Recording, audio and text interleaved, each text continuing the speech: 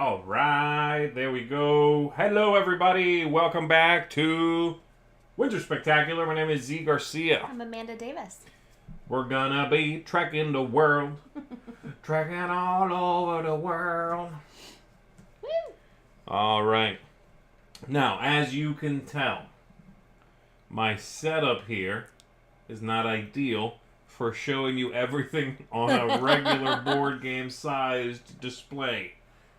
So we're cutting a little corner up here because of us getting in the way. I'll be playing my stuff over here. These are the locations we are attempting to visit. This little thing here that has bonus points, I'm going to put it just below so it is technically off screen, etc., etc. There's some bonuses across the top off screen up here. Just so you know. Do the best we can here. We'll follow. We'll try to keep you up with what's going on as we do it. Okay. All right. So what is going on here? Well, first of all, let me make sure everybody can see me and hear me. We're all good. Thank you very much. I appreciate those of you that preempt me on that question. Thank you. Okay. So we are going to be obviously traveling across the world, visiting locations, gathering souvenirs, and so forth. On a player's turn, and that is right here on the board, the first thing we do is move. You have to move by discarding a card or cards and moving that many legs of your journey. Okay, so for example, if I am here and I discard a 2, I could go 1 to Victoria Falls, and then I could go 2 to the Serengeti. I have to move that many. So the cards I discard, I have to match that many legs. And I cannot re-travel on 1.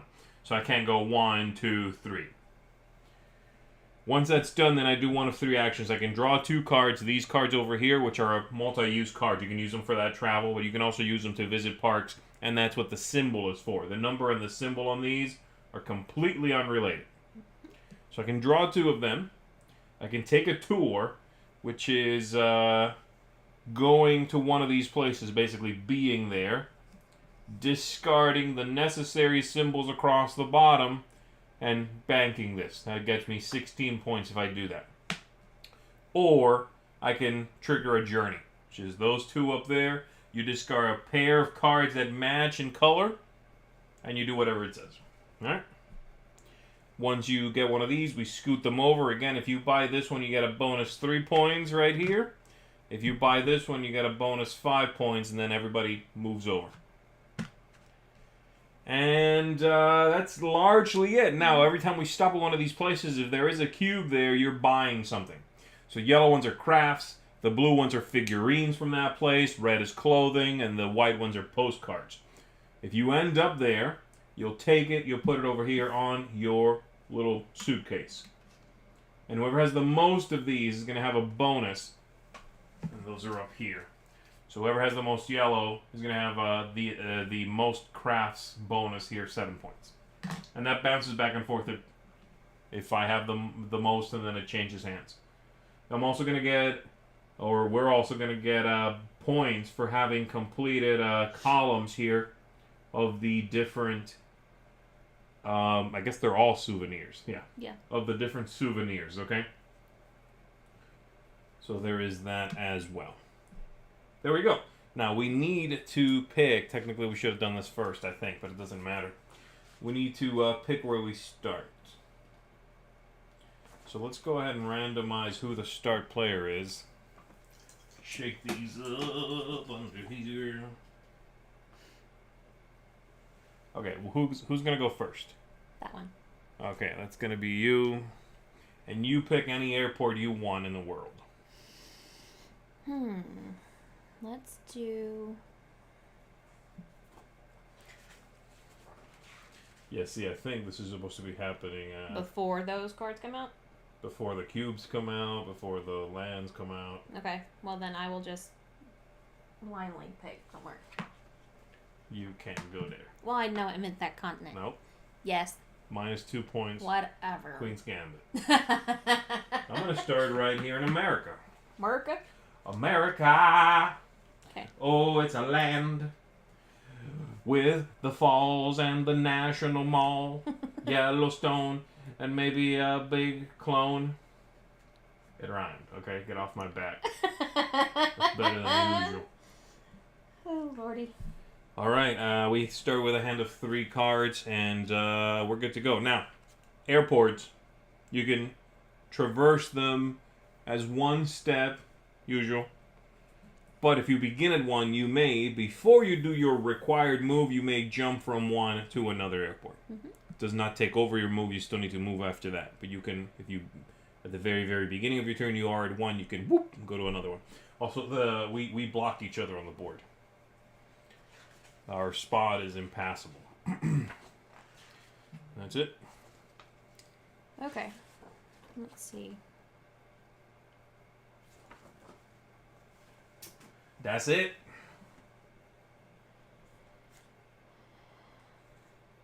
Yeah, Mark, that's his silly voice. He sings quite well. All right. I'm going to do 1 and go to Victoria Falls, pick up this statue or whatever. And then... Mark, there's a reason C's a gamer and not a singer. That's hilarious. All right, so I don't draw up to a certain number, I just draw 2, right? If your action is drawing, you just draw 2, yeah, and we replace them immediately. Okay. And you can take from the top also if you wanted to. All right. And then a discard pile somewhere, Sure. I don't know. Right there. All right. Let's take a look.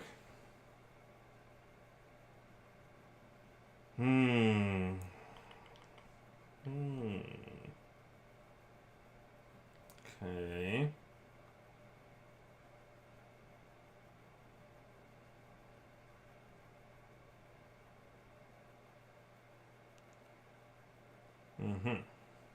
Fine, I'm going to play this card here for movement. Let me give you that. Thank you. So 1, 2. I'm going to go 1, 2, go to Niagara Falls. I'll pick that up. And then for my action, I'm also going to draw 2. And I'm going to take this one. And I'm going to take this one off the top. All right. Boo.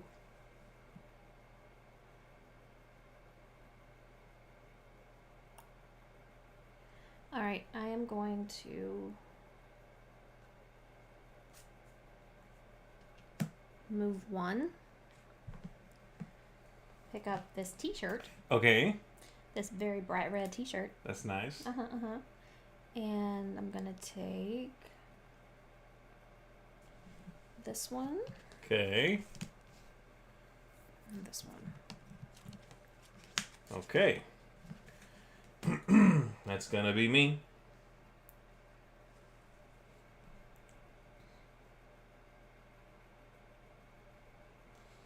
All right, 1, 2.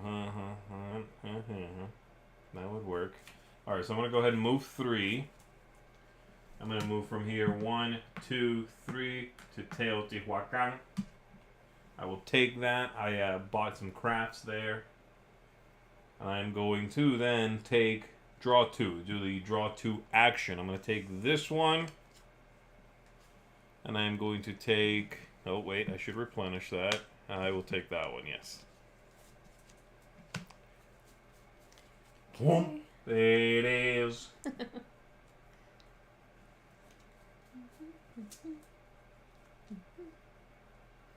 All right, I'm going to move 2. Okay. 1, 2. In this case, so as soon as you have 2 of them, that's what the little star is for. You now have the most figurines tile, right? So that's worth 6 victory points. Unless at some point I wrestle that away, then it's yours. Right. Now, I don't think tying you is enough. And I don't think it goes back, but let me double check on that one. Yeah, no, more blue souvenirs takes this title. I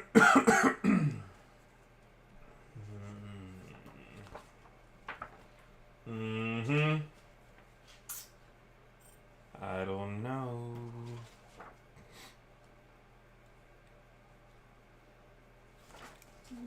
Yepers. Yep. Okay, so I'm going to take a tour. Okay, where are you? Where are you at? Borobudur. I don't know. That's the place. That's it. Right here. So you're discarding the matching cards, Yep. the green, the red, the purple. You take that. You've got 16 points, and then we scoot this over. Now, endgame trigger is when all of these region bonuses are taken, or when somebody has 5 locations they've visited. Right. The region bonuses go away, and they go to whoever takes the last of the souvenir cubes from a region. So, what that implies then is that all the cubes would be gone from the map. Okay, it's either when all the cubes are gone from the map or somebody has 5. Okay, that's going to be me. I am going to move 1. I'm going to move to the Grand Canyon. Okay. Ah, pretty. Okay, unfortunately you have that already. Mm-hmm. And then I'm going to take a tour of the Grand Canyon with a lot of walking. Yes. And a little bit of water. A little bit of water right there. Thank you. I'm going to take the Grand Canyon. I'm going to put that over here for myself. I'm also going to get a 5-point bonus. And then we scoot these over and we draw a new one. There we go. That one's pretty. Mount Fuji. Yeah, it's beautiful. Okay.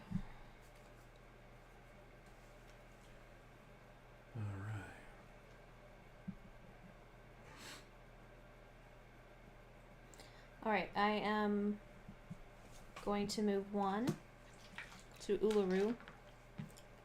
Take this. And then draw 2. I'm going to take this one.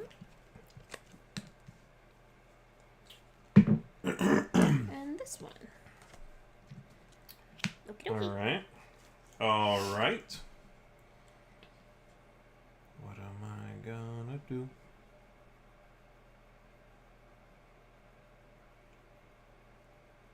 Look at you getting sets of colors. I know.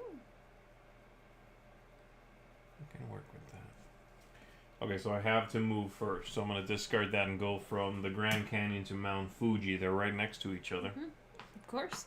That's how the world works, right? I'm going to take that. And then if I have no cards, I have to do the draw 2 action. Which is fun. I'm going to take this one. And I'm going to take this one. I'm going to move 1 to Milford Sound. Mm-hmm. And I'm going to discard those 3 to take that journey. Ooh, there you go. Thank you very much. Now, I do want to point out to everybody, so you've seen us take the 2 available actions quite a few times here. There is a third action, which is that journey, taking a journey. There's 2 options. Each one can be triggered for your turn. You can do one of the 2. And it takes 2 cards that match. So the first one says swap locations with another player. Draw 3 cards from the deck. You do all of that. The other one, baggage claim, is move to the airport in your region and take any cube from that region. But you can't draw. Oh, crap! You're right. You just visited a place. Sorry. I mean, I understand that while I'm trying to explain, I have trying no to be card. slick, but... Hey, Mr. Man. Alright, so next turn, when I can't move at all, You lose. I The game. lose the whole game, and then Game's over. I throw the table. Through the window? Yes. You I just have to don't. fold it up first. You just don't move when your turn comes up. Let's just go with that. Okay, that's better. Let's not throw things. That's better, I guess. I mean, you're already throwing the game. Because you know I'm going to win. Usually do. Because I'm so good at the strategery. You're so smart with the strategery. So powerful is the brain. Yes. Yes, sure. Oh, gosh. Okay, I do like that. I gets me points. But then I'm really far away. Yeah, sure. I'm going to do 3. I'm going to move for 3. Okay. 1, 2, 3. Taj Mahal. I'll take that. And then I'm gonna draw some cards. 1 and 2. Right, I'm just gonna draw cards. Great. This one? Sure. Alright, that's me. I'm gonna move 3. I'm just gonna go right back to where I was. 1, 2, 3. Mount Fuji for 2 mountains. I will take Mount Fuji, slide this over. Havana. Look at that beautiful drawing. A lot of art on this. I know the guy who owns that car.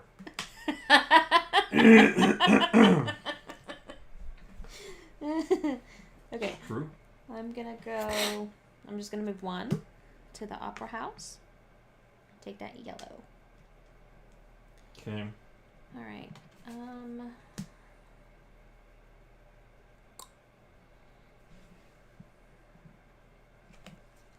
Take that.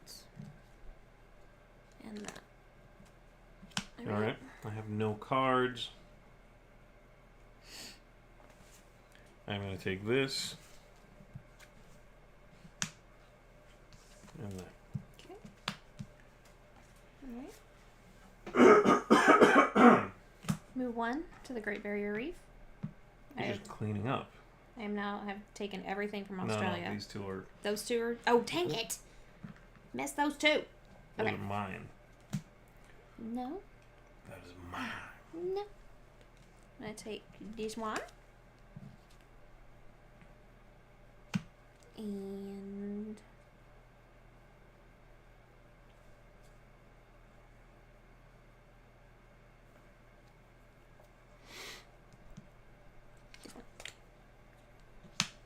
Okay.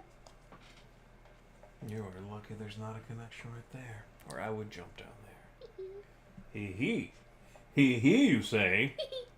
Oh, snap. 1, 2, 3.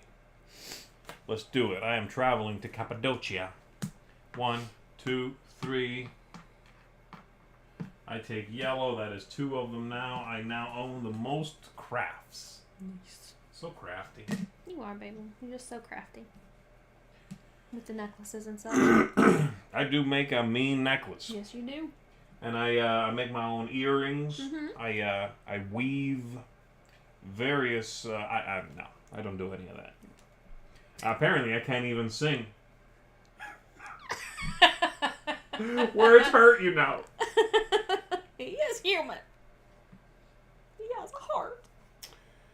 Okay, well, I have a single card. I guess I better draw. What do I want? Cappadocia. This is way down there. That's near you. This is there. It's a bunch of garbage is what this is. Alright. Oh, goodness. Alright, let's roll with that. Alright.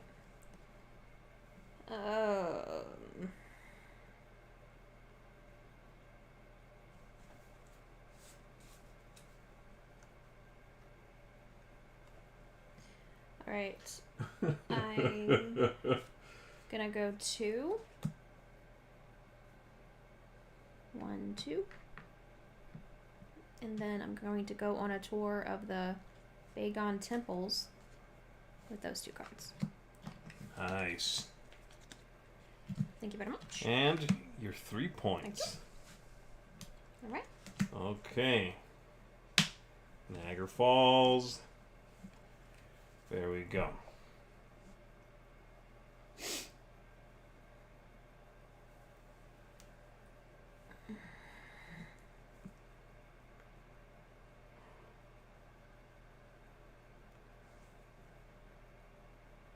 Now I'm thinking what I want to be doing here. Oh, I have the most postcards. You do now? Yep, that's yours. I don't like, yeah, no, let's not do that.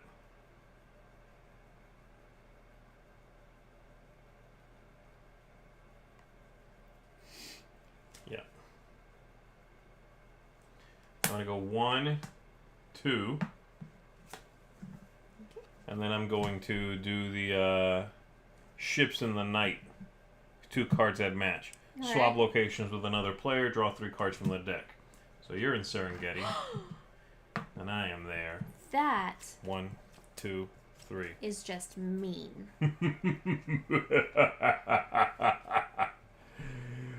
Oh, yes. What are you talking about? But you're in the Serengeti. It's beautiful. I'm sure it is, but I didn't want to be there. Look where I put you. I just gave you 20 points. And I feel like I'm king making. No? How does everybody else feel about that? Do you think he's king making? Because I don't. Okay, queen making. Fine. Okay, reevaluate. You've heard that Queen song about the bicycle. I have a slightly different version. I want to steal your bicycle. I want to take that there. I am definitely thieving. Yes, you are. Thieving in Australia. You are thieverying. You are thieverying me. All right, go ahead. All right, I'm gonna gonna go to 1, 2. Dang it! Petra. Actually, that does hurt me because I was hoping to grab that too. Now I have the most clothing. Yeah. Ugh. See, it did not hurt you that much. And then I'm gonna draw cards, and those are all kind of poopy. There's always the promise of the unknown. It's very powerful. Yeah. 1 and 2. Everybody's on your team for sure. Yes. They're all cheering for you to win. All right, here I go. Okay. Go in there, grab that, and now I grab this. This is some hidden amount of points. Interesting. I couldn't see it reflected in his glasses. Interesting. Most interesting. All right, what do we got? No. Wow, it's a bunch of garbage. Hot garbage. It really is.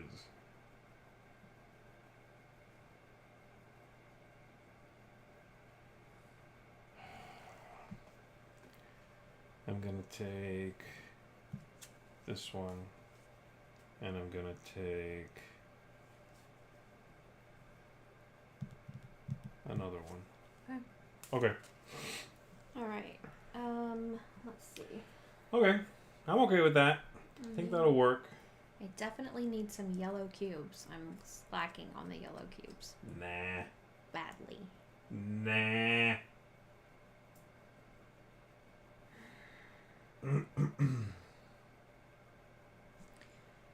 Okay, I'm gonna go. These have to match, right? Yeah. Okay. Same color. Same color. Okay. All right, I'm gonna go. 1. Go to Giza.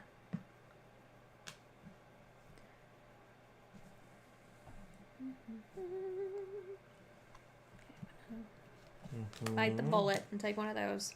And then I'm going to take one of this. Okay. Alright. What am I doing? What am I gonna do? What am I doing? It's all garbage. That's true. Yes. What am I doing? What am I gonna do? What am I doing? Oh, it's hot garbage. That's true. Yes. I'm gonna move 1 and 2. Then I'm gonna grab this one and this one.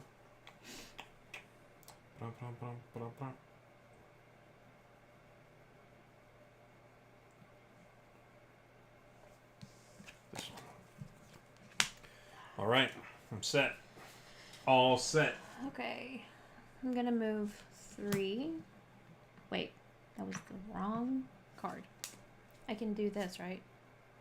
Do what? I can do this and move 2? Oh, yeah, Or- yeah. okay. You can combine as many as you want. 1, 2. Go with the yellow. And Alhambra. It's also a really good game. It is good. We love it. Yes, we do. Man. It's a classic. A classique. That's a Hey, all right. Leslie says Team Z all the way. That's what I'm talking about. I have one. I have one. I have more. Okay, I'm going to take from the top because those are just... Perfect. What am I doing here? This one, yes. All right, I'm going to move 2 to there. 1, 2. Torres del Paine. Hey, nice. Oh. Snap. I am going to take a tour at Torres del Paine, and I get this. Very nice, very nice. Yeah, I'll put those on top of there. There we go. And these are going to scoot. I just love the art in this game. It's so pretty. Yeah, these are beautiful right here. So pretty. That Niagara Falls is gorgeous. So is that Havana one. It's just so pretty. Yeah. Very, very nice.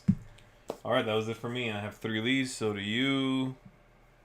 You're doing pretty well on your briefcase scoring there. That's good. And you have all 3 of those bonuses. I got to steal at least one of those away from you. No. Not okay. 1, 2, 3. I'm not feeling it. Okay, I'm gonna go 3. 1, 2. Oh, are you 3. kidding? Really? I was talking about stealing these, and as soon as I say you have to go and take my only one. I'm going to. I've only just begun to cry. Stealing my stuff, my souvenirs. Trying to move around and find some gears. Some gears, sure, that works. See, I can't rhyme very well. Not on the spot.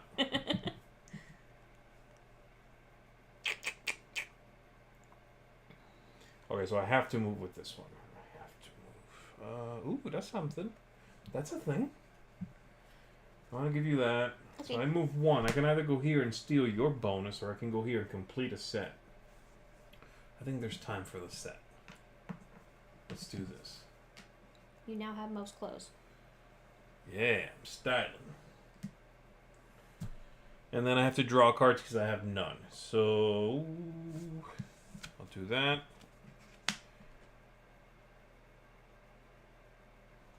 And I'm going to do that. Cool.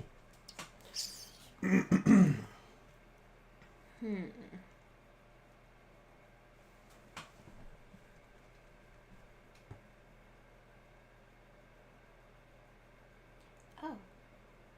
Fine. Stupid. Okay. 1, 2.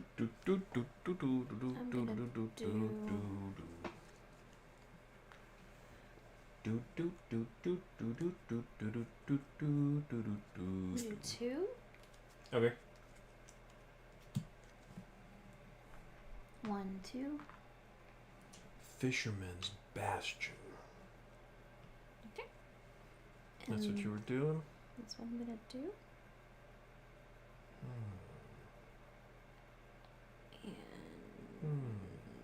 Interesting. Interesting, if true.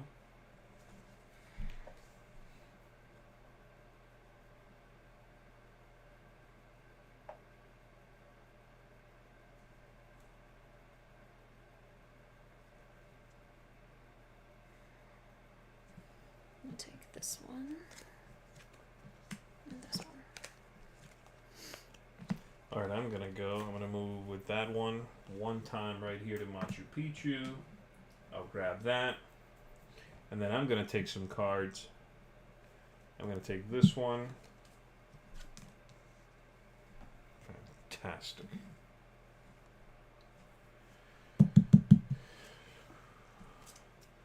Aw, yeah. When you tap the deck a little bit, it goes, the card you want goes. That's when you know. Oh. No, let's not do that. No, let's not do that right now. Trying to update right now. What's wrong with you? It should be written in the program that if it's live, yeah, it doesn't like if I am actually streaming, you don't ask me if I want to update the program. Are you insane? My goodness. Right. Just gotta. Hey, you wanna? Take this? No. Okay, Live right now. 6. 1, 2, 3, 4, 5, 6. What a beast move. As they say in Timbuktu, beast move. Yeah, they just say it like normal. Okay.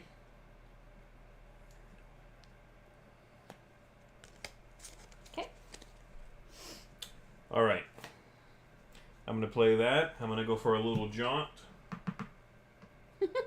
up to La Habana Vieja. And then I'm going to visit there. And I'm going to take that, and I'm going to take that. Very nice. That gets me 4 locations, by the way. Mm-hmm. Done. All right.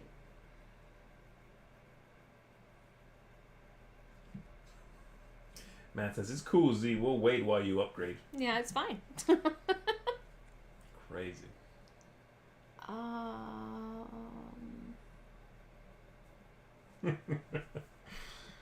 Got no cards now, unfortunately.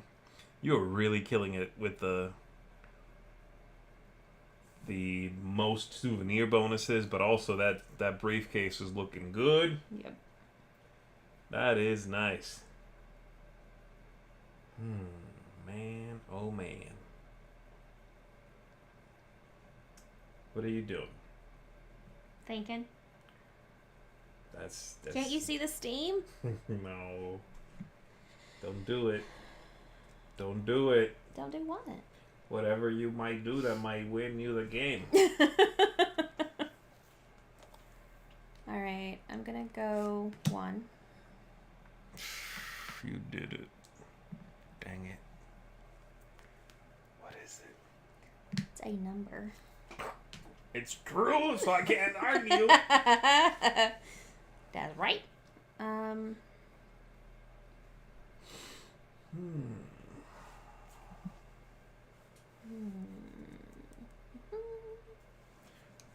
Okay, I'm gonna take this one. There's a lot of Africa and Yep. locations right now. And this one. Man, okay, I have no movement cards. I have no cards at all, so this super sucks.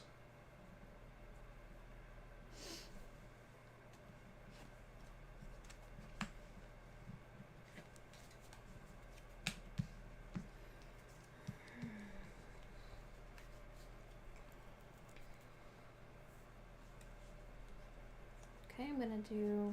I keep forgetting to move my cards over. Movement of 2. Mm-hmm. Where are you going? Christ the Redeemer. Oh, you're just going for the cubes, huh? Going This for that? point. This one. That's one way to do it.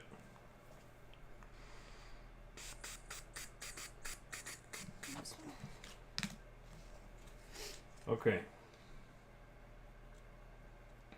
I'm gonna go National Mall. And then I'm gonna draw 2.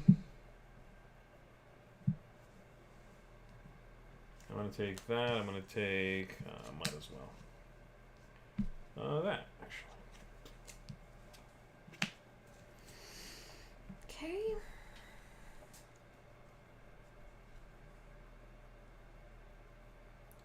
I'm gonna do 1. Good. Red is still me, yes. Man, that is good. I need 1, 2. I'm gonna take this one and this one. Okay. All right.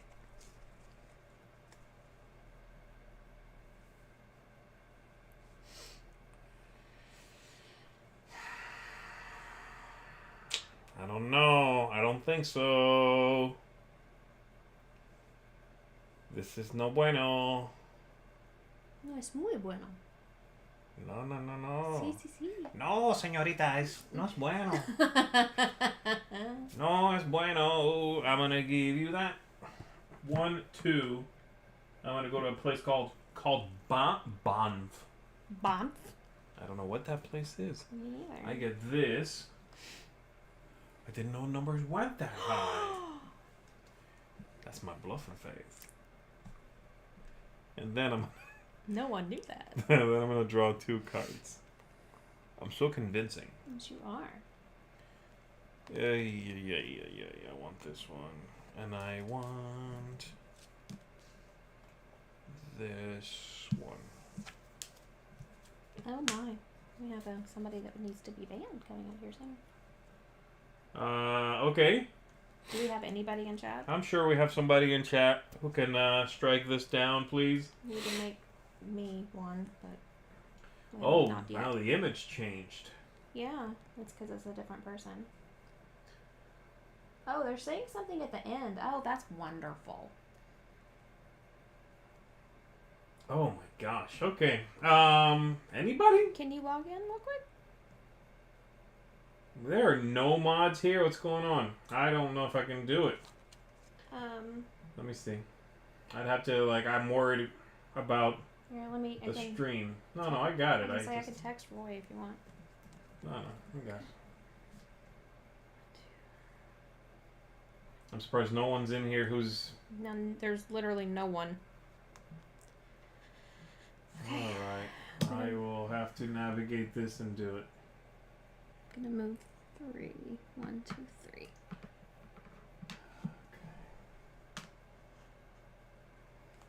I'm gonna take this one. I have a lot of stuff on my screen, guys, with a single screen here, so... Hold on.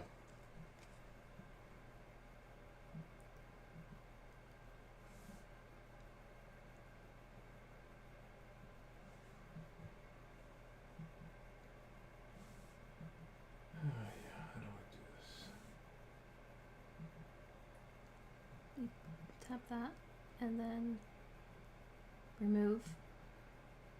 No, but that's only one thing, right? Maybe hide user on this channel. There we go. He's gone now. Okay, Sharon got to it. Jeez.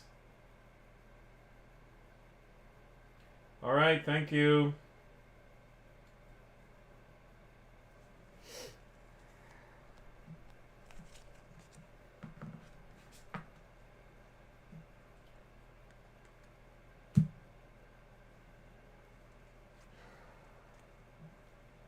Okay.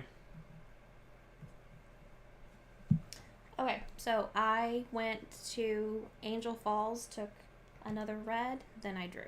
Now it's you go. Alright, I'm gonna go to Niagara Falls. And it's water, photos, hiking at Niagara Falls. I got a 3, and that's my 5th, which means the game is over. No! Man. You need another turn? I just wanted another turn. Why don't you take one then? Because... Oh no, you were star player actually. Dang it.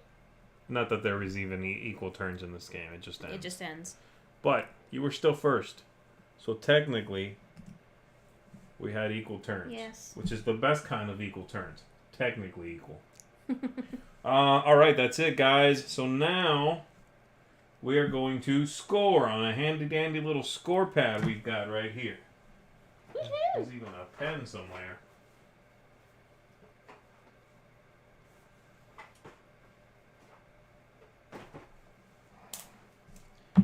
Alright, this is going to be you. This is going to be me. So, at the top we are scoring the tours we took, places we visited. Don't worry about the bonus tokens yet. We'll get to those. Let me make sure that it is indeed before we clean this up. I want to make sure that it is 5. So that I'm not like... Yeah, it says so right here. The 5th region bonus is claimed, or a player collects 5 destinations. Good, okay. Alright, what do you got? I have 20, 30, 46. And I have 30, 40, 50, 60, 76. Right? 10, 20, 30, 40, 50, 60. The 2 on the A would be 70. And that one that I skipped was the 6. Nice. Okay, then we've got these bonuses here for the most of the different souvenirs. 17. 17 for you. And I've got 5 for the most clothing. The briefcase scoring. I've only got the second column completed, which is the one you score. So I'm only getting 6. 15. But you are killing it. And then these little bonuses, as well as the ones from the completed continents. What do you got? 12. And there I'm getting 10, 18, 19, 20, 21, 24.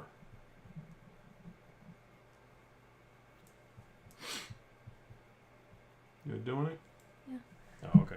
You can do it. Just making it easier. 46, 17, 15, 12. 90. 90 for you. 76, 5, 6, 24, 111. 111. Woo! Wow, so the cards are the route to go. Like, forget everything else, pretty much. Just if you can get cubes, get them.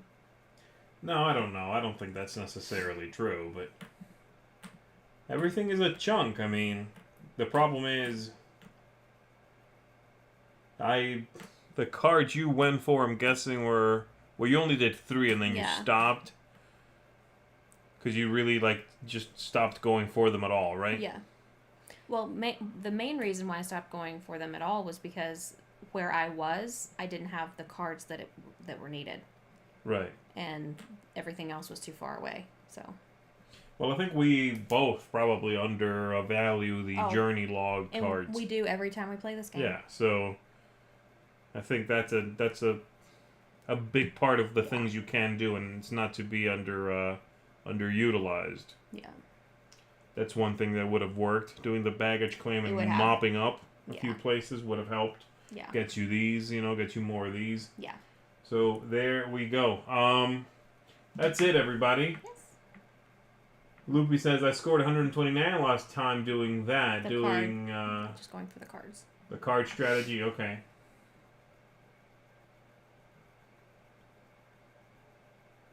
What else? Thank you, Sharon, for jumping in there. How does this compare to trekking the national parks? They're similar. They're very close.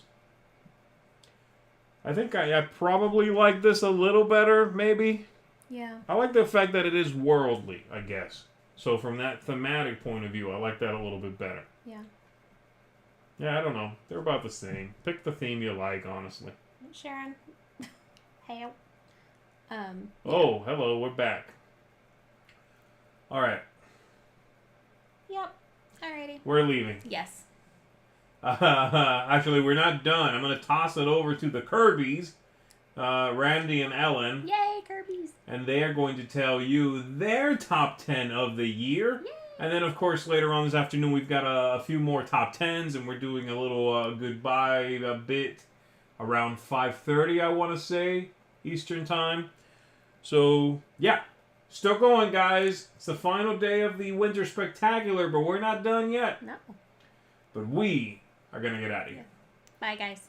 See you later, everybody. Hi guys, I am Randy. And I'm Ellen, where we game together. And this is the Dice Tower Winter Spectacular. Spectacular! It is very spectacular. And we are talking about our top 10 games of 2020. 2020. 2020, some people say that, some people say 2020. The fancy people say 2020. Yeah, I say cool. 2020. I'm right. Here we go. So the year 2020 has been pretty crappy for a lot of people, Oh, right? it's been horrible. But good thing Yeah. we've had all of these lovely games to play. Yeah. And I think it has been a solid year for I board honestly gaming. don't think 2020 in all its glory has made the board game world suffer like hardly at all. Yeah, I thought it was to be affected a little bit more. Obviously, there's been delays for like Kickstarters and all those kind of logistical things. Yeah. But as far as like designs and stuff that came out, I think they've all been, the ones that we played at least have been quite solid. Definitely. On my list, I have about 4 of the ones we played that were just like immediate. No, there's no way they're gonna make the top 10. I had 7 that I'm like, these are gotta be on the list somewhere. Yeah. And then the whole rest of that was the hardest part for me. Yeah. And how many 2020 games did we actually play in the end? 25. 25. Actually, we'll do something a little bit different here. I'm actually going to give you guys all 25 games that we played in 2020. I think 25 is a pretty respectable number. It's not as much as maybe, the folks at Dice Tower proper. Well, you know what? You know what? I think we did pretty good. I think so too. So I'm going to give you the quick list here. On Mars, Oceans, Viscounts, Search for Planet X, Sorcerer City, Pan Am, Castles of Tuscany, Moonrakers, Truffle Shuffle, Traintopia, Top Gun strategy game, Raiders of Scythia, Mariposas, Santa Monica, Fort Takenu, Calico, Tidal Blades, My City, New York Zoo, The Crew, English release, Smartphone Inc., U.S. release, Hall of the Mountain King, Clinic Deluxe, which is the actual only official U.S. release, and Isle of Cats, which I think was like the last week of December, but was it? Okay. I mean, by the time we had done our 2019 list, there was no way they were getting this played. Yeah. So I'm considering that a 2020 game. I think people will probably maybe be back and forth on that one. Yeah, totally. So 25 games is pretty good when you got 4 kids and it's the middle of a pandemic. And you're basically only gaming with your spouse. Yeah, right. Right. That was interesting. Yeah. And then I think the top 5 I shuffled around a couple of times as well. Definitely. That top 5 was pretty hard. I was in the kitchen. I had my whole list out, and I yelled across the house. I'm like, I feel really confident in my list. I'm done, because we went to separate rooms to like make these lists come together. And then like 2 minutes later, I'm sitting there eating cereal, and I'm like, no. Where's my list? I gotta switch some stuff around. A couple of times as I'm like clicking stuff around, I'm like, no, this is hard. This is not right. We can't do this. So there wasn't like any like super standouts for me, but all of them were very close. I will say, relative to each other. My number 1 didn't even think twice about it. Oh, really? I didn't have one of those this year. It came to me in a vision, and I was like, yup, that's the one. Did not have one of those this year. Oh, that stinks. All right, guys. So the 25 games that we've played. Which ones made our top 10? Maybe you can decide, or maybe you can guess, I should say, along with it. And here we go with a number 10.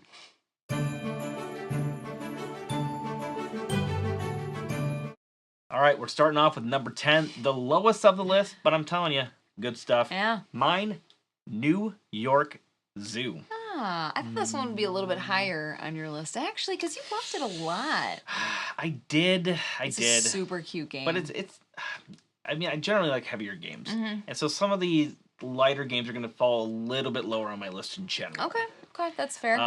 It's definitely not like my favorite polyomino game, but I love polyomino games. And you're very good at them. So good, sweetheart. So New York Zoo is kind of gets to feel a little bit of Barren Park just because of the polyominoes and the animals and stuff, but they are 2 different games. Yeah. So you're acquiring these polyominoes and animals as you're moving your elephant around the board, and you're placing them. First person to place everything wins. It's basically a race. Yep. But as you place stuff out and fill in your pens with animals, then you get amusement parks that help you fill in some of those extra gaps. The earlier you do it, the bigger the amusement parks are. Yeah. You can breed animals and they multiply. You can move animals around. So if you have 4 in a pen, you can actually kind of move them from one pen to another with certain actions. And then you have 2 and 2. So now you can like multiply. You can when you do the reproduction, you can do multiples and stuff. The breeding, actually. Right? And just lots of extra little strategies. As I was playing halfway through the game, I'm like, yeah, this is good. I thought that was really cool too. When you put land down or like a pen, you can actually, like you were already saying, is move 2 animals from another pen into that one. Yeah. So if you don't have like an animal on reserve, you can just shift them around on the board. I think that was really cool. And we played with our 7-year. How the heck old is Jack? 8. He's 8 now. We played with our 8-year-old. He picked it up. He didn't win, but he could be pretty competitive. Yeah, so. That's an adorable game. I think it's going to fit as a pretty good family, maybe a family plus game. Yeah. Also, I did want to say, too, because you were mentioning that you get an amusement park to fill in the spot. Yes. But there's actually only 2, I'm just being picky right now, 2 roller coaster tiles, and the rest are like food places. Well, no, one of them's 8. Oh, sure. Yeah, there's one of them's 8, one of them's 6. So it's not really amusement parks, it's attractions, I think. Yeah, attractions. Yeah. That's the word. I knew it was going to come. Your number 10, Ellen. I'm dying to know. my number 10 is Search for Planet X. Oh, it did make your list. It made my list, and I was surprised that it did because I don't like deduction, and this is the purest form of deduction. Yeah, it's pretty. Yeah, it's process of elimination, kind of a Sudoku kind of a feel almost. It does feel kind of like mathy. Maybe isn't the right word, but super duper calculating. Almost. You're like if this is here, then this is here. Okay, very funny, but it's cool because you can play alongside with an app. And based on what you want to do on your turn, you can like click like punch in what you want to do, and that will give you information that you can then add to your pad. And you're constantly collecting information as everyone goes around to find Planet X. Yeah. But the win condition is not just that you find the planet itself, but you have to know the two surrounding things. So you can't just like stab guess at things. Yeah, exactly. And playing the advanced board is definitely the recommended way. Play the beginner board at the beginning, obviously, but the advanced board is where it really shines. Less luck involved because you can get some pretty lucky draws on the basic one. Right. There is some luck in general with what you pick, but much more mitigated in the advanced game. Yeah, it's just a fantastic game. Good choice. Thank you. We've played it twice, and I loved it both times. Well, the first time I was a little bit like, wait, what? Yeah, I played it a few times. What? Now, but yeah, so good. Yeah, that's my number 10, y'all. All right.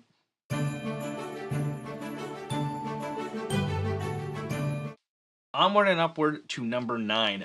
It is Santa Monica.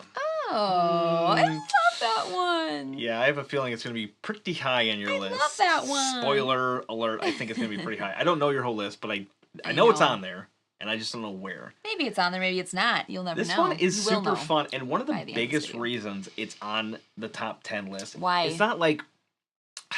I mean, I like the game a lot, but it's not like maybe my most enjoyed game as far as like gameplay goes, but the total package is what really makes this hit my list. So good. It is so like cute, really. All the cards that come out. You did say cute a lot during the game. I was like, with all the cards, it's a complete boardwalk beach feel.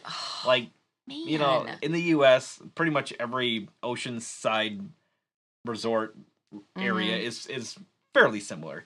It has like the names. It has like all the little souvenir shops, the $5 T-shirt shops, and the restaurants and stuff. But it has like some locals. It has some visitors, and the locals, they're like sometimes like the local shops. They want to make sure there's nothing touristy around. Yeah, it's a clever as you're like little collecting game. these things. So you're collecting. You're basically making a beachfront and a boardwalk, and there's different ways of scoring based off the cards. And it'll say, well, you score for things around this. You score for your VIP visiting these certain tag locations. You get points for this like little beach volleyball area if people are there at the end of the game. So it's just so clever, and it's so silky smooth. It plays really well. It definitely is. I thought it was super cute. Plus the little meeples with like their little cameras. The tourists have like a camera on them. I was like, this is so cute. Like every card that came out, we spent a solid like 30 to 40 seconds just looking at all the art and like taking it in. It's just a clever and adorable game. It's super cute. There's super a ton cool. of ways to score in that too. It's not super heavy, but there's a lot ton. to it, and like maximizing things takes a little bit of work. Absolutely. All right, my number 9 is, I forgot what it was called, New York Zoo. Oh, New York Zoo. Yeah, really? I know. Dang, I'm surprised at your list so far. You are surprised. I'm wondering why New you're so York Zoo, surprised. because you don't like really polyomino games either. What is up with this list? You know what? I'm blaming it on 2020. Right. It's a weird year. It's a weird list. It's, bizarro. It bizarro is. List Maybe I'm here. just opening my heart more. Right, it's a New York polyomino Zoo. game, Excellent. which I'm terrible at. But this one is so unintimidating. It's so basic. It's so straightforward. The fact, like we were saying before, you can, once placing a pen, move animals from there to there. Yeah. That helps you to pump out tiles faster, so you can fill up your board really quick. It just has a really good flow to it. It's fun to look ahead to what's about to breed, so you can purposely plan on what animals you're going to be putting in your pen. I just think it's so clever. Yep. I picture myself playing it often, and honestly, one more thing, I feel like it could beat out Barron Park for me. Oh, yeah, I think sure. it beats out Barron Park. Yeah. I haven't played it with the expansion, the Barron Park expansion, but the other thing is like you're doing stuff on your turn on other people's turns a lot because when that reproduction phase comes on, then everybody can do that action. So as people are kind of going along, and those things happen a lot. There's five animals, and they're like all over the board as you're kind of going around in this little round circle. So you're always kind of having to be somewhat into the game of that's going. So, oh yeah, I got to breed two. Yep. Yeah. So it's love it. One last thing because I like this game. I know. I was gonna say something too, and I'm like, I gotta keep this short. The polyominoes are like pretty polyomino-y. They're not just like regular Tetris pieces that are kind of like, oh, these just always fit. They have like a lot more shapes, and I appreciate that in a polyomino game. It takes a little bit more spatial awareness to kind of fit stuff perfectly. Spatial awareness, that's so cute. That's a good game.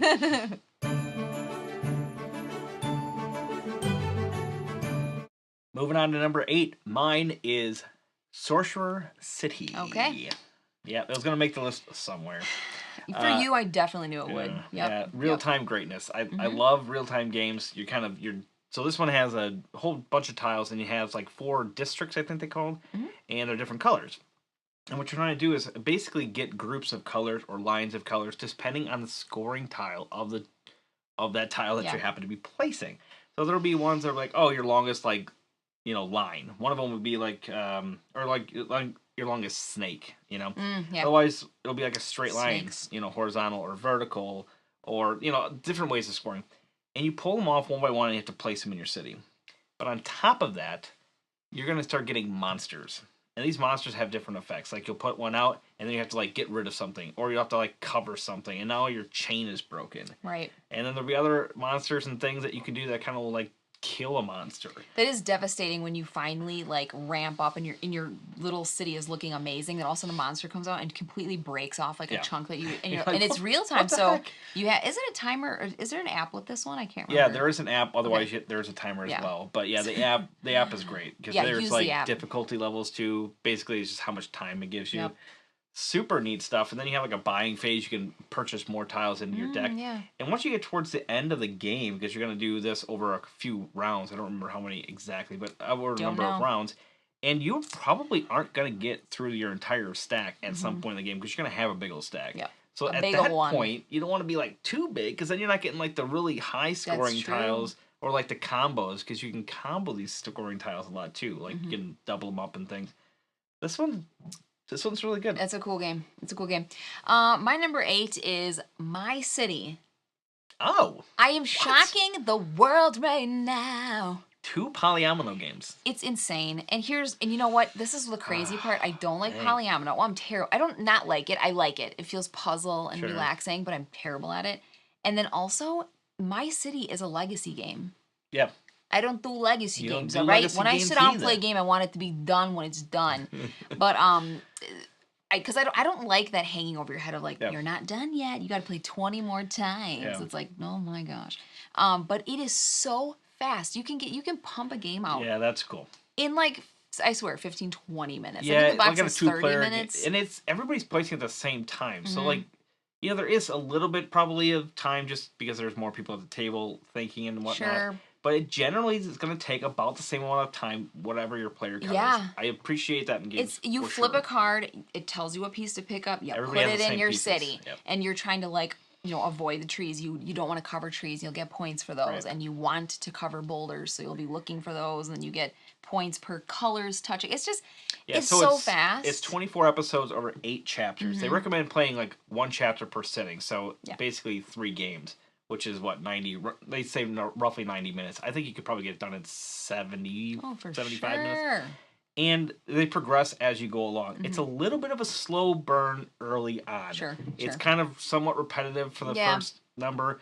But then, I don't want to spoil anything, obviously, but you get stuff, changes the rules. Some things might get added. Oh, but obviously it's a legacy game, so you're assuming that something's going to get added. Right. This is a solid one.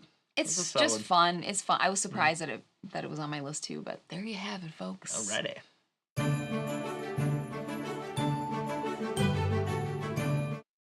Moving right along, we are at number 7. My number 7, I thought was going to be a little bit higher on my list, but it kind of just ended up falling down here a little bit farther than I thought it would. Because there were so many other good ones shoving it out of the way. Pretty much. This is On Mars. Okay, I actually have not played this one. Yeah, so anything you're going to say This is a pretty heavy game. Count me out. And so that would generally go up to my list. That's true. Pretty quickly already. But I didn't love it as much as I thought I was. So maybe that's kind of why it's not quite as high on my list. Okay. I really, really like the game. Don't get me wrong. That's why it's number 7. This is fantastic. A lot of, you're building on Mars. You have your little section, and you're kind of building together, and you're putting out your rover and putting out these little hexes. And then you have to, like, make these missions, not missions, but, like, you're traveling, like, back and forth. Okay. And depending on where you are, whether you're on the left side of the board or the right side of the board, you have, like, different actions that are available to you. And it's just really clever how it's done. It's pretty thematic. Okay. I'm really quite a fan of this I one. actually heard it was very heavy. Like, is it? Like, it's a slow burn, I guess? Like, it's just, like, little increments. It's a really per turn? heavy learn, for sure. Okay. The game itself, once you've played it kind of all the way through, it's definitely heavy. There's no question about it. Okay. But I didn't find it, like, really hard to understand or really hard to play or, you know, to get really good at it. Seeing it set up at a convention, and the board looked really it's sprawling. It's massive. A sprawling game. I was just like, I'm going to go Looks really nice. Components are really nice. You have your own little player boards. You can do, like, some upgrading and stuff. All the great things of a good Euro game in this one. I even like the theme with the On Mars thing. Cool. Not quite as high as I thought it was going to be towards the beginning of the year, but it's surprise. solidly. And I feel like you might be surprised at my number 7. And what is that? Well, great segue. Well, it's actually smartphone. Oh, yeah. Dang, I am literally so surprised at your list so far. I know. I'm genuinely. This like, is not just I'm for say camera. this. I am genuinely surprised. I can tell as you are. I can sense the fluctuations in your voice. Well, you know me pretty well. I do. Okay.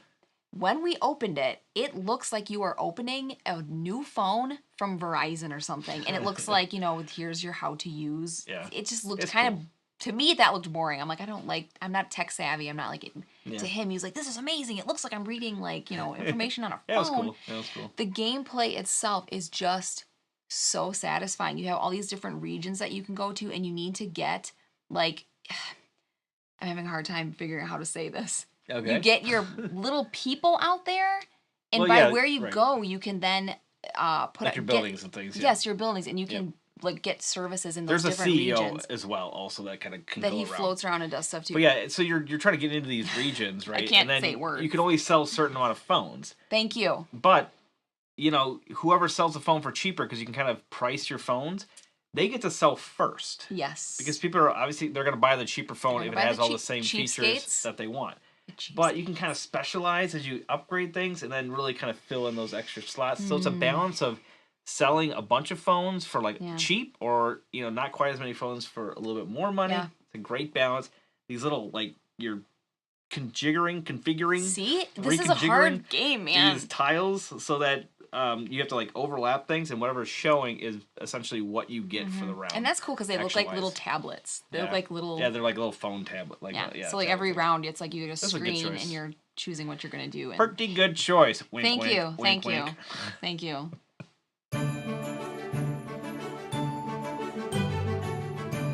All right, we arrive at number 6, which is the top one of the bottom 5. Yeah, that's a really good point. Yeah, that's right. Mine is Tekhenu, Obelisk of the Sun. 6? Yeah.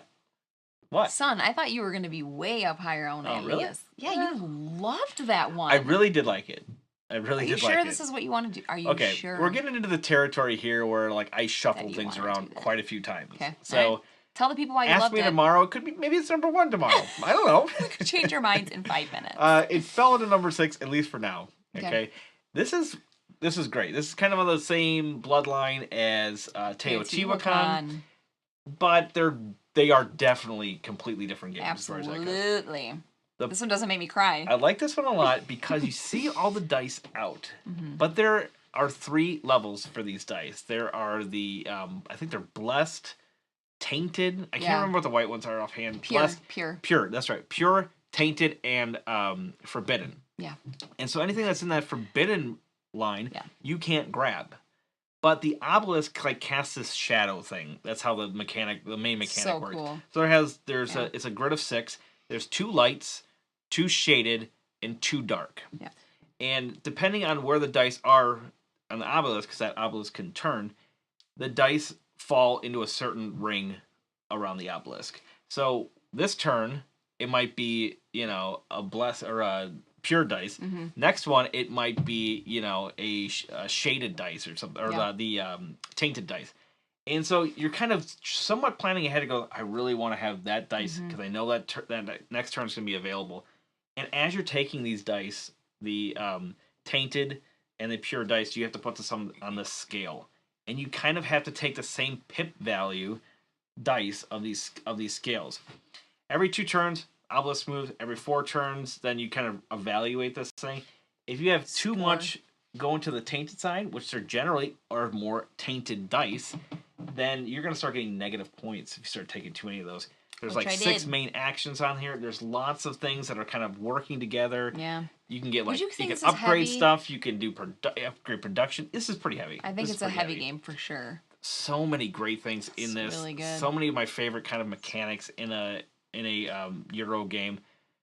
This one's at 6, but man, I don't know. It's just one of those things. It could easily be higher. I'm surprised at you. All right. My number 6 is Viscounts of the West Kingdom, which is the 3rd one in that trilogy. Is that correct? Yes. And I'm sorry, I can't remember. Did we play with the expansion?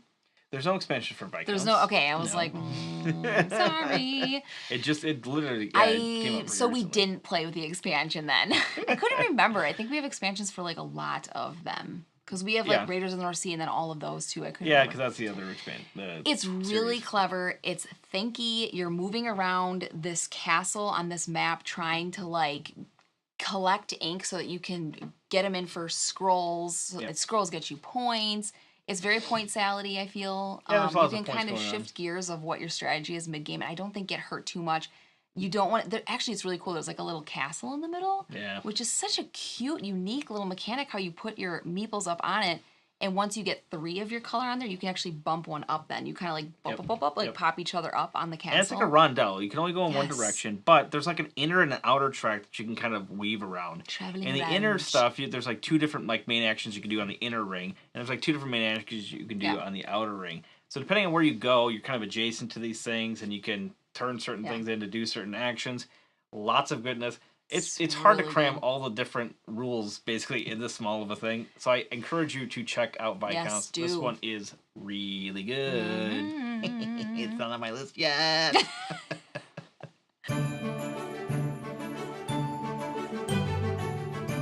All right, we've gotten to the top 5. These are the great games. The greats of 2020. Or they're about the same as my 6. Or you literally can't decide. You, I'm serious. Like my top 5 probably could be interchanged.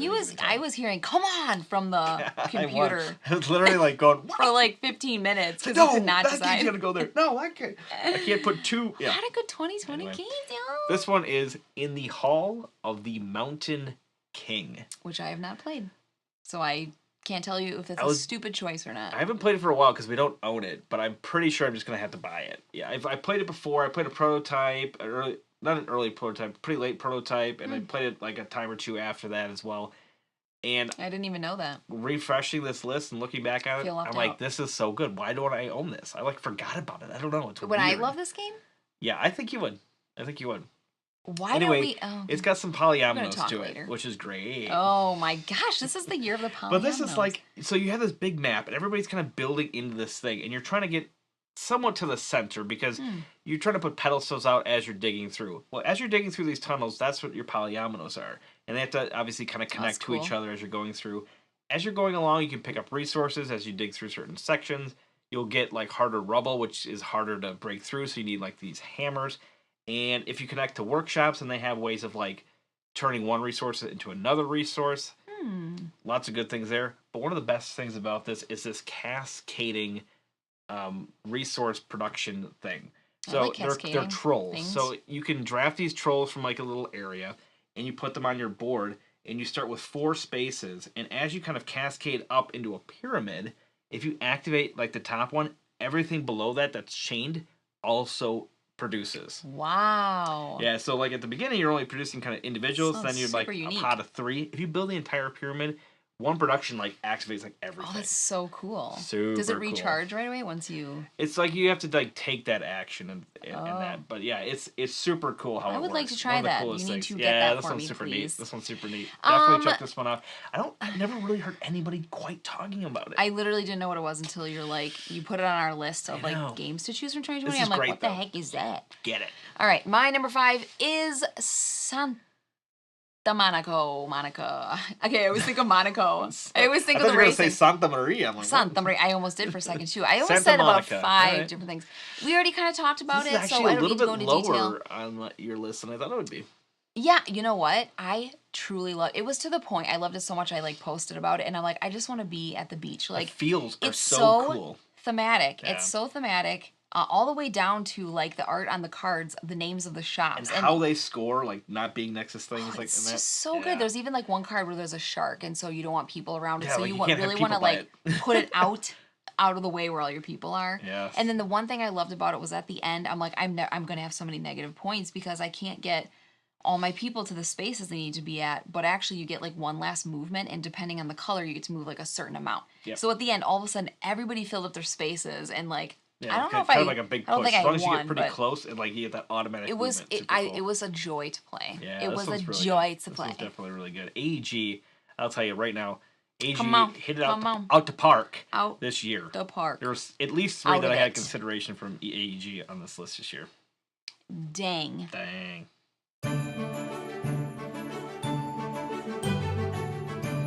All right, guys, number 4, and this is not a coincidence. My number 4 is Fort. I love that one. I just thought of that. So I'm like, wait, Fort. You did seem very like surprised at yourself there. I was really surprised by this one. This one's so good. It's not like super meaty, but like the mechanics. But for what it is, the mechanics. It was way more game than I thought was going to be in there. Part of the reason why it just surprised me so much. Good. What? It's good. I like it a lot. Oh my goodness. Yeah. So as you're playing these cards, you only play one card, and it has to do with like you have these different suits. And as you play a card, these cards can get like multiplied by having more suits. So more skateboards or glue or squirt guns. These are like the different suits in the game. So stinking cute. It's all about getting pizza, toys, making forts, and making best friends. That's all. Yeah. That's the theme of it. It's just a really cool theme, and it's done really well as far as that goes. So you play only one card on your turn of 5 cards in your hand, but you can put like these support cards under it if it has a multiplier. Use, like, the tags or whatever. If it has a multiplier on the card to basically add tags to that card. So you can have a certain amount of things in your stuff. You have like a backpack, and then you have to raise your fort level. All really cool stuff. What's really neat though is after you play whatever cards, it's so clever. You discard those cards, and anything left in your hand that's not your best friend, you put out in front of you into the yard, and now that is a card that somebody else can take from you on their turn. So good. And you say, "Oh, jeez, what? You're taking my card." Whiz, man. Sometimes you're like playing a card that you can't quite play yet, just so you can keep it because you really need to keep it in your deck. That's so clever. I actually don't know another game that does that. Can I just tell you guys really quick? My number 4 is also Fort. Is it really? It is. Oh, excellent. It's so cute. Okay, when I played this game, it brought me back to being a kid. I'm like, man, I just want pizza and my best friends, and I want to build forts. It makes you like think about that, and it's so well done, and it's the beautiful production. I love the cards. The art, like, it's so weird. It's another 2020 surprise. It doesn't look like my typical art that I love. Yeah. But it's just so cute. And then the boards are, like, inlaid, and you get these tiny little wood. Boards are super nice. They're double layered, and they're super thick, and they haven't warped, like, at all. No. And then you get these little, like, pegs in there that's marking how many toys or pizza you have to be able to, like, do stuff. Little hexagonal things. And there's little pictures. These tiny pictures of this pizza. And like a tiny picture of a skateboard and a little glue. Yeah, theme-wise, this game's great. Can you just go check it out, please? Mechanic where you're like kind of taking cards from me, and thematically they said, well, if you didn't play with your friends, then maybe they'll go somewhere else and play. That's like the theme of that. I thought it was it's so true. I love it. Except for your best friend will never leave you. That's why they stay in your deck. Yeah, that's cool. That's cool. So cute. This one's good. Oh, you can even have like permanent stuff on the side, so it like works every turn. Oh, it's good. We love it.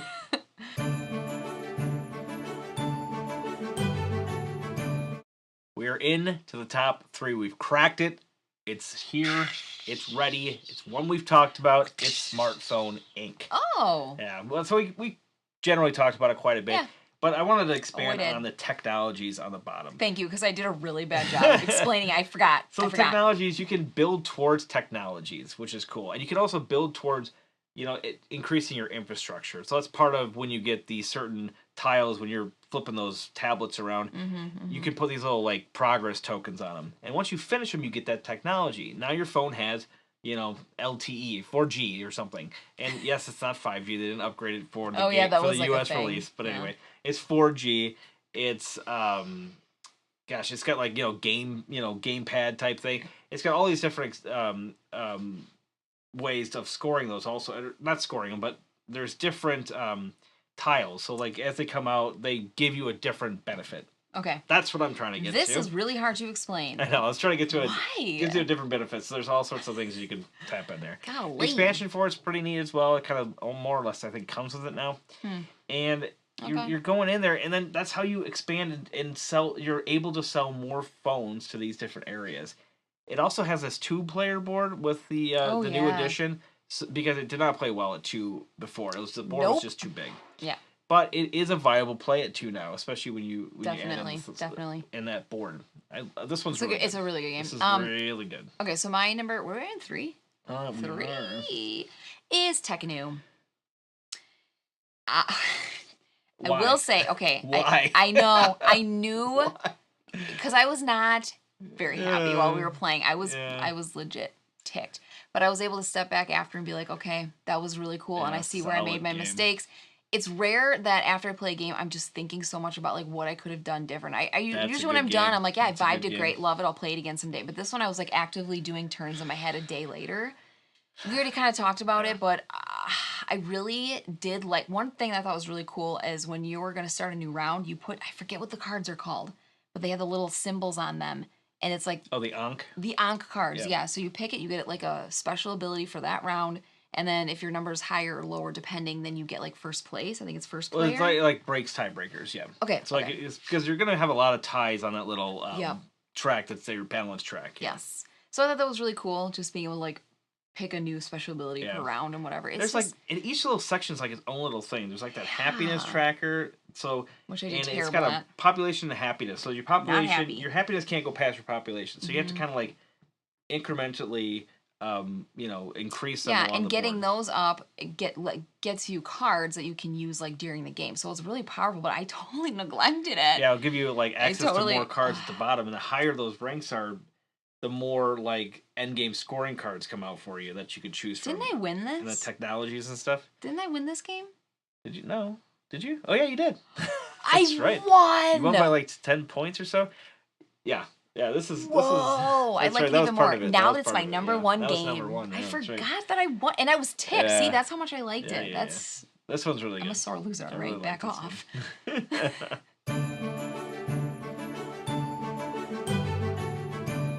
All right, guys, moving on to number 2. This one's also been said before. It is the Search for Planet X. Oh, you love this one. I just love deduction games so He does. much. You're so and to have a deduction game that you enjoy as well, yes. We are a happy couple this year. It's really good. I just love that it's like kind of straight, pure deduction. I kind of mentioned it feels a little bit like Sudoku because it's a lot of like cancellation. Now, obviously, Sudoku is basically deduction, and that's kind of how the mechanic works. I understand. But it just gives me that feeling of like, okay, well, if this is here, then this can't be here by process of elimination and that. And as you're kind of moving these things around, and then you get like these special scoring rules, which you touched on before. You'll put it into the phone, and it'll give you some kind of special thing for that game. It'll say, well, comments are within X number of spaces of asteroids. It'll have like these various like rules per game that are different. It also has like the base set of rules, so it's always like there's a certain amount of these, there's a certain amount of these things, and so that's cool. But then there's like a conference that happens at one point, and everybody gets the same information.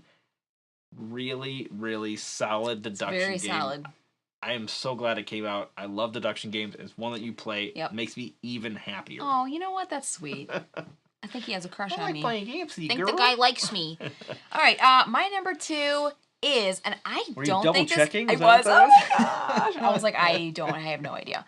Okay, I don't think this is going to make your list, I guess. Okay. It is Moonrakers. Moonrakers. Is it going to be number 1? I don't know. I don't think so.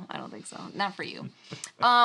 It is a negotiation type game. Yeah. You have a spaceship, and there's a couple of main boards, and what you're doing is you're choosing a contract. You bring that contract to the middle, and you decide if you would like other people to come on this mission with you to try to win the contract, but in doing so, you need to negotiate who's getting what. Like, hey, I'll come in with you and try to beat that card because I have these cards. I can help you win, but I get one of those prestige, which is a point. And the cool thing is, you're only getting to 10 points. That's it. You're just getting 10 points. The first one there wins. It's like a race. But you can kind of go negative on the points as well. Yes. So, along with those missions, you have to roll like these danger dice. And you can block danger dice if you get like a certain amount of hits with them with shields. But if you don't, you go back down. Yeah. And it is kind of that, they're really high up. They're like, well, we definitely don't want to take him on this mission. But sometimes you're like, you really want to get this mission done. Yeah. I need your help. And you know what? That to me showed me that I really enjoy negotiation games. I didn't even know until I played that. I think that was the first one. It's deck building. It's the primary. I'm sorry. Mechanic, yes, it is. It is. But I think that's what's so cool about it. Yeah, negotiation is a major part of it, but it's not like the main mechanic. No. Deck building is the main mechanic. Yeah. And as you're playing cards, you have to have like these reactor cards to be able to play even more cards. Exactly. You don't just play the 5 cards in front of you. Nope. And some cards like put more cards in your hand, and it's kind of this like. You can kind of build up your You're not going to be able to do too. these big ones because you just flat out aren't going to have enough cards to necessarily play them. But it is cool because you can hire crew into your deck and you can hire parts onto your spaceship. Honestly, and those guys, help you. This one is really dang good. I will spoil that it did not make my list, but it was super high up there. I like the negotiation. I like to be more in control of my ultimate fate.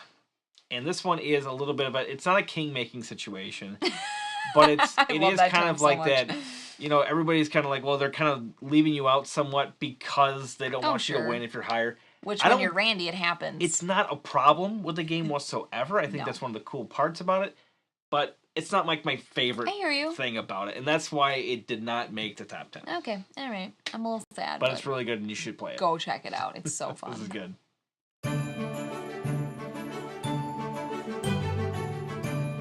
Thank you guys for sticking around until we get to our number 1. Or if you skipped, you might not have cared at all. If you skipped 2 through 10 or 3 through 10 or whatever, that's okay too. It's fine. That's okay too. Sometimes you just want to know what the best is. The best of the best. Well, I'm going to tell you what my best of the best is. My number 1, Ellen mentioned it before, it is Viscounts of the West Kingdom. I should have known.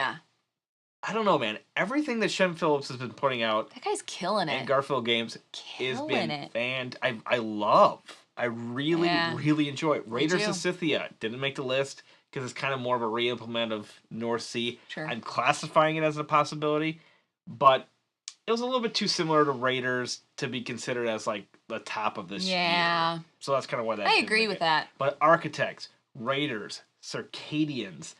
Oh, Circadians First Light. So many good things. But I'm talking about Viscounts, which we talked about in pretty good depth before, so I won't go too much into it. It's really fun. Yeah. You can build out buildings and do stuff. It's just fun. Oh, it's cool. It's cool. You get like different resources, and then those resources help you do all these different actions. Yeah. There's like a little bit of set collection in there. The castle mechanic is just so clever. Like, there's nothing like that I know of. Yeah, as you do the castle, you go up on this thing, and you can score points and get resources. Yeah. But as you get too many people in that castle, they split off into other parts of the castle. But eventually, if you get so many on there, you like can automatically get almost like to the top, and that's where you get a lot of climbing up on each other like a bunch of zombies, like in World War Z. Cool. I like it. Okay, my number 1, and you were kind of freaking out because you're like, "What is it?" And I'm like, "I can't believe it didn't make your list." It didn't make my list, and I'm like, I feel like maybe my list will be invalidated after you say this. No, like it won't because you just told people why it won't. Oh. My number 1 is Raiders of Scythia. Oh, okay. Okay, can I just tell you a story? Well, you really like Raiders of the North Sea. Once upon a time, I love Raiders of the North Sea, and I actually got a little bit bored with it. And yes, we have both expansions. By the way, I think if I had to choose expansion, I would choose Hall of Heroes. Yeah, because that has like the meat and stuff. Yeah, I just like that. I like the Jarls on that one, but like the Jarls take me off too much, right? Yeah. Anyway, I kind of OD'd on the game because I played the app over and over and over for like 2 solid weeks. Like I would not Which stop. doesn't have the expansions. Which does not have the expansion, and I just kind of. But then all of a sudden here comes Scythia, and we played it, and it was so yummy, and right away I wanted to just like play it again. because it takes all of the best parts of Raiders with its expansions, not all of them, but with aspects, and clumps it into one game. And I know there's a crowd of people out there who are annoyed because they're like, I dropped all this coin on, Raiders and this stuff. I get that. I respect that. All right? I respect that. Yeah. But it's just so darn good, so I don't care. But with that, though, you have, I think, the ultimately better experience with all three. But Scythia is very, it feels streamlined compared to those. And it seems to ramp up a little bit quicker as well, which is nice. You can go raiding, almost immediately, which is so fun. Cool. I mean, because then you just get deeper into the map sooner. A lot of the little aspects that happen, you could almost house rule some of these. Yeah. You get the wounds in Scythia like you do in one of the expansions in the Jarl expansion, which I cannot remember the name of that one. But you get the wounds, but now there's a space that you can kind of get... Fields of Fame. Now you can get rid of wounds by going to a certain space. It's just really when you raid, if you get the lowest score of some of these areas that you raided, you actually get additional wounds. So if you don't get to the first threshold of, say, 12 strength, then you default to the 2 strength, and then you have extra wounds. It also comes with eagles and horses too that you can that's cool. Put on the top of a card or put underneath the card, and then use that horse or eagle ability depending on what crew member you put. Yeah, it's so good. That's one of the best parts of it. Plus the it's so asymmetric good. Heroes that you get your captains or whatever they're called on the left hand side, and then you could do that hero ability. Yeah. I hope that they do a little mini kind of half expansion for Raiders, so they wouldn't mind getting that for Raiders, kind of put that whole package together. Yeah, maybe they'll do it. Maybe they won't. You know what I like? I like Raiders of Scythia art too. I like them both, but Scythia, there's a lot of people I don't really like the art. I like the board of Raiders better, but I definitely like the cards of Scythia. That artwork on those cards is super neat. Super neat stuff. All right, guys, thank you for joining us for our top 10 of 2020. We are so happy that you that you watched this video. Yeah, thanks. And hopefully you found out maybe some new games that you haven't played, or you haven't bought a lot of games in 2020, and maybe these are some good ones to check out for you. I don't know. And how did you do? Did you guess any of our top 10? Did you know that some of them were going to be in there for certain reasons? Are you wondering why Castles of Tuscany didn't make Ellen's list? I didn't think it was going to make your list as far as that goes. It just didn't, no. But I love you, Feld, but And before we let you go, I'm going to mention just 2 honorable mentions. I had... Okay. That is a terrible color. It's white on yellow, and it looks... I can't even read it. Honorable mention, I had 11 with Calico, and 12 was Moonrakers. Okay, so Moonrakers was in there. That game brings me such delight. Little pitter-patter in my heart when I play it. Going from there, I did go out to my 15, so I had Clinic Deluxe, which is a U.S. release. Mariposas was 14, and then 15 was The Crew. Okay. I did like The Crew, because I really like Trick Taking, but... Yep, interesting, and now I gotta get my crappy list here. My honorable mentions are Mariposas. Oh. It's really fun. Yeah, I like that one. Cute. Just didn't quite have that extra little oomph to make it in the top 10. Just didn't have it. Yeah. Also Clinic. I like Clinic. That surprised me. And then Traintopia. Yeah. Traintopia was lower on my list for sure. Okay, I don't like train games. I really enjoyed it, but... I just don't. I'm so disinterested in train themes that I typically, that overrides and I end up not liking the game. I like the styling and kind of simplicity with a little bit of depth. Yeah. But just not quite... I hear you. Quite game enough for me on that top 10. Anyway, guys, thank you for joining us, and hopefully you're enjoying the Winter Spectacular. And we will catch you on the next one. Bye-bye.